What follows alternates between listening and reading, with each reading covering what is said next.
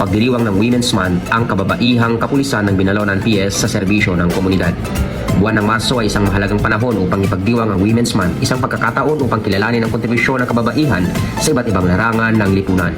Sa taong ito, bilang bahagi ng selebrasyon, ang kababaihan ng kapulisan ng Binalonan PS ay nagsagawa ng isang kubulhang kick-off ceremony at food pack distribution sa mag-aaral ng Calixto Bautista Elementary School sa Barangay Mangkasoy, Binalonan, Pangasinan. Ang naturang aktibidades ay hindi lamang isang simpleng seremonya kundi isang simbolo ng malasakit at dedikasyon ng kababaihan sa serbisyo publiko. Ipinakita rito na ang mga babaeng pulis ay hindi lamang tagapagtanggol ng kaayusan at batas kundi may puso rin sila para sa paglilingkod sa mas nangangailangan. Sa pamamagitan ng pamamahagi ng food packs kasama ang Eagles Club, nagbigay sila ng suporta sa mag-aaral na patuloy nagsusumikap sa kanilang pag-aaral sa kabila ng iba't ibang hamon sa buhay.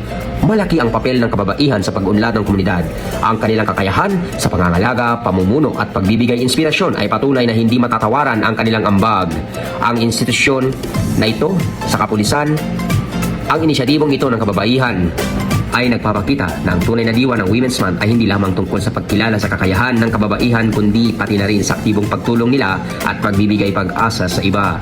Sa pamamagitan ng mga nitong gawain ay papamalas ng mga kababaihan lalo na sa hanay ng kapulisan ay may mahalagang tungkulin upang hindi lamang mapanatiling kapayapaan kundi para sa pagbibigay ng inspirasyon at suporta sa komunidad. Naway magsilbing huwaran ang kanilang inisyatiba upang mas lalo pang magpalakas ng pagkakaisa at bayanihan sa ating lipunan upang makamtan natin ang kapayapaan sa bayan ng Binalonan.